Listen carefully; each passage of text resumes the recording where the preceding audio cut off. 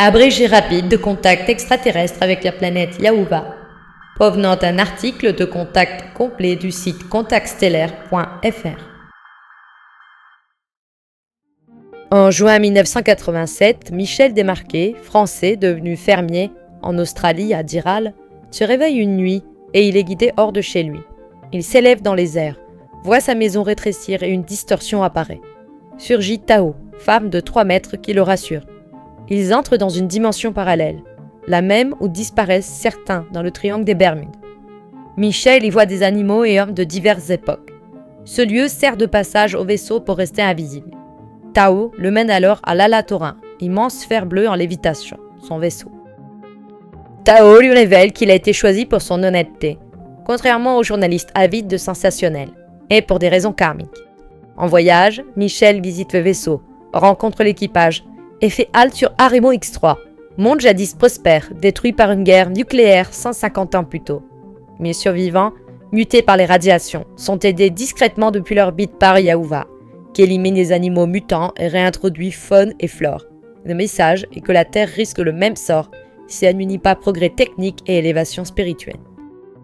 Michel vit une purification du corps et une sortie astrale, rencontre l'équipage, sans détails techniques donnés car la mission est spirituelle. Le voyage mène à Yaouva, planète de faible gravité, habitée par des hermaphrodites de 3 mètres, d'apparence de femmes blondes comme Tao, à la peau dorée et aux yeux bleus ou mauves. Leur atmosphère de brume dorée inspira le titre « La planète dorée », et Michel doit y porter une visière protectrice. Ils portent des robes reflétant leurs auras, vivent dans des docos, habitations aux parois d'énergie, et possèdent des facultés psychiques, invisibilité, métamorphose, télépathie, lévitation, sortie astrale, lecture akashique, guérison, résurrection. Régénérant leurs cellules, ils vivent indéfiniment. Michel découvre leur monde luxuriant.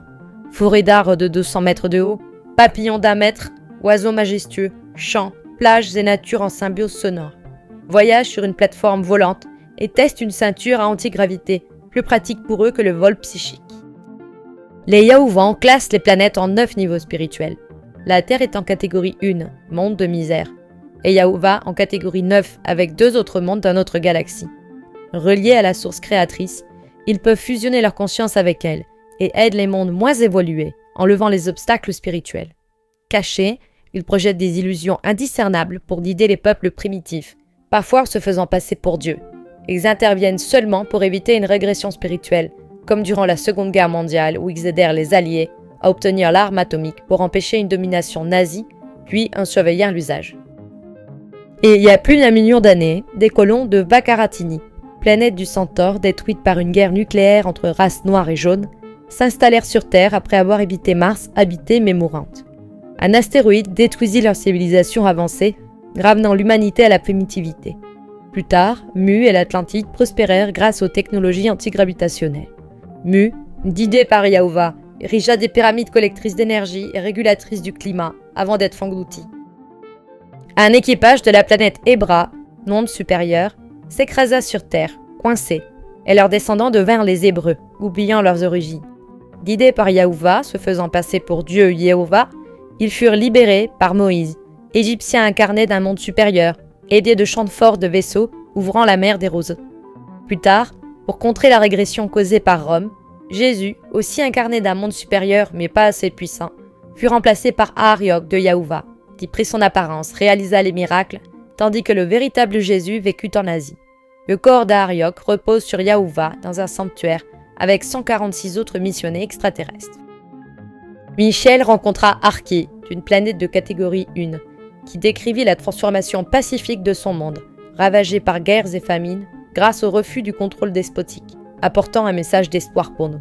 De retour, Michel rédigea son récit en 1989, publié en anglais en 1993, Abduction to the Ninth Planet, puis en français en 2015, Yaouva, la planète dorée.